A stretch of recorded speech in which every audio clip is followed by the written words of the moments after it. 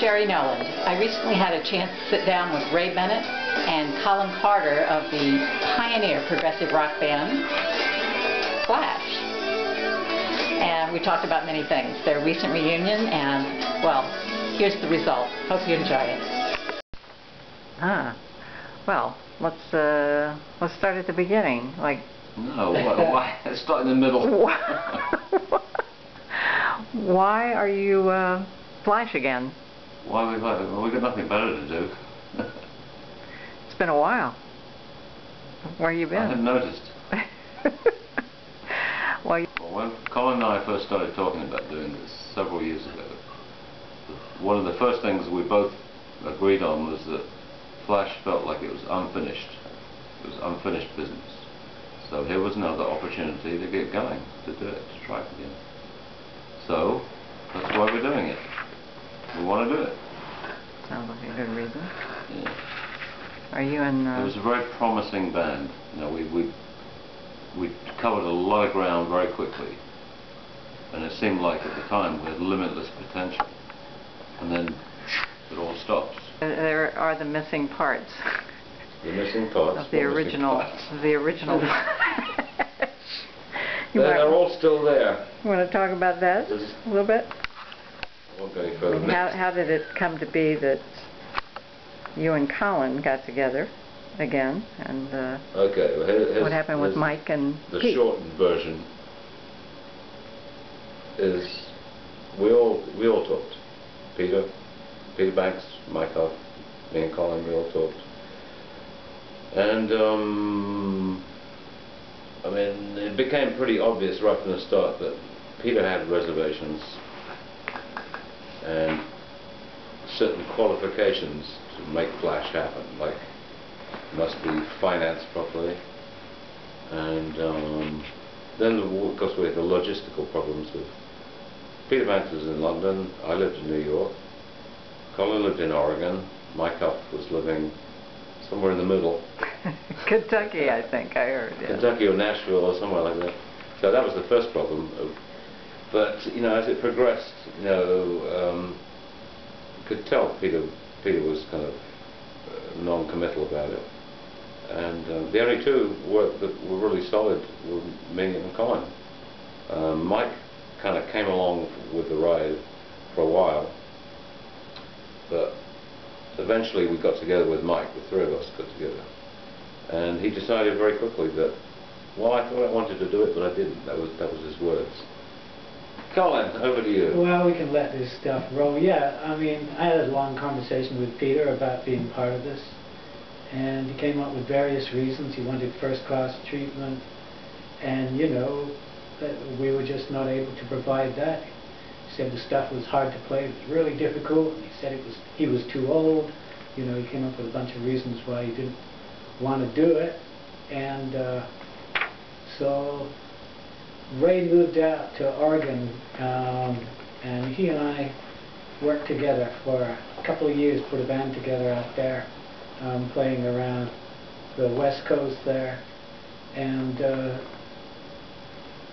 we found that we were really enjoying each other's company socially and musically, and that was when Ray took off for Vegas and contacted me about finally putting together a version of Flash.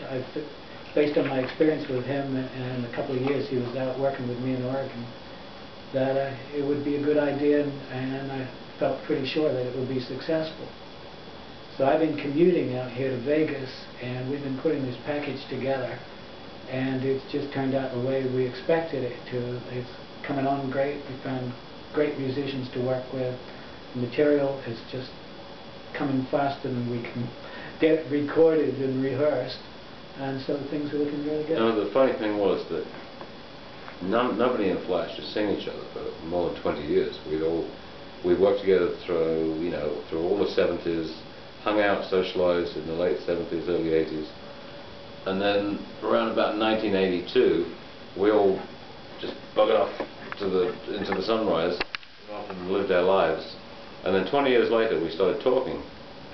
And the funny thing was that when Colin and I when we first sat down and played together, it was just like there hadn't been any gap. It was just like, oh, here we are again. Like it was only a few weeks ago that we'd actually played, so that was, it was kind of not surprising in a way, but A good sign. yeah, absolutely. Now, the truth about Flash and Peter Banks is that we had a rocky relationship, of course. I'm sure a lot of people know that. And when I talked to Pete on the phone, he and I hadn't seen each other for over 20 years. And really, nothing much had changed there either. It was still an awkward communication, So, that's the truth of it. Flash was always at odds with Peter. And that's probably the real reason why it's just us here right now. Well, Mike really didn't want to play drums anymore, so that was a major factor why he's not here. He just wasn't interested in it. Mm-hmm. If he was, he would definitely have been welcome, Initially, everybody was welcome, But we're the ones doing it. We're actually doing the work, So, next question. well, are there any old facts you want to set straight that you care about that you've heard? Stories told How and Flash broke up in the first place? yeah, all that old Do we history. have to? Well, the truth is Flash kicked out Peter Banks from the band. We decided very impetuously and very unwisely, I think, in retrospect, after a gig in Albuquerque, New Mexico, that we kind of had enough of conflicts working with Pete. And after one gig, we just decided to leave the hotel the next day and just take off without him. Which is pretty stupid, really, because we're only like 3 dates away from the end of a tour, I think, something like that. I mean, if there had been a wiser person Cooler in the head. scene, Mm-hmm. if we had a good manager who would have said, come on, lads. And how old were you? 23, I was Yeah. 23, Colin was Pretty young. a little bit older, Pete's a little bit older. But, it was an emotional outburst, because things were a little tense, And there was some encouragement at some point for Flash to carry on without Pete, Yeah. I've heard. Yeah, there were And you guys- certain parties within the organization, the business side of things, who suggested it might be a good idea that we replace Pete because he was upsetting the apple cart here and there and everywhere.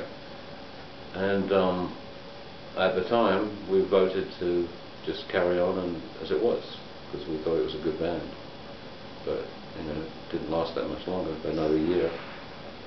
And So in the end, when you walked away from Pete, you walked away from the band too. You all not just- initially. The first, that wasn't even in our minds to start with. Like I said, if we had a wiser head around at the time, we would have said, finish your tour, you don't have to talk to each other, go back to London, and then sit down and just discuss it all. And then you have a choice. So either you carry on, you try to fix it, or you try to you come Pick up to a the rational, to a rational place in thinking. But we didn't do that, so we just buzzed off, went our separate ways, went back to London, and it was kind of like, once the axe came down there, it was hard to go anywhere else. But I mean, initially our manager wanted us to carry on with Flash. So are you still a progressive band? Still a progressive band. What'd you say? Is this Yeah, progressive rock? What is it? Yeah, liberal, socialist. Yeah. I believe in democracy. Yeah. That's why I vote Democrat. Actually, I don't vote at all, never voted. I just noticed you have no shoes. Oh, really? Oops. Times are hard. Times are hard. Yeah. Well, it is Vegas after all. It's hot. What was the last question? I had something else to say. Well, progressive rock. Oh, progressive rock. It's weird that back in the early days of Flash. Here they are again. Go ahead, honey. It's your front room. You can put your feet wherever you Back want. in the early days. I mean, I remember the word, it just kind of crept into the language of music. But I remember not thinking about it. It wasn't something anybody had a conscious idea of what is progressive music back then. Yet we did what we did. We didn't need the label to help us along to figure out what we were doing. It was something that just gradually stuck. Now, progressive rock has become A thing. a menu item. You've got metal, you've got progressive rock, you've got all the rest of them, about 60 zillion of them, which in a weird kind of way, for some bands, it kind of dictates their agenda. that they must be progressive, and this is what progressive is. But I mean, I think Colin would agree that back then we didn't give a hoot about what was the, you know, what was the idea of progressive rock. So, and then, you know, all the years since, you know, I first joined Flash, I'm not really a fan of progressive rock in particular. I mean, I listen to all kinds of stuff.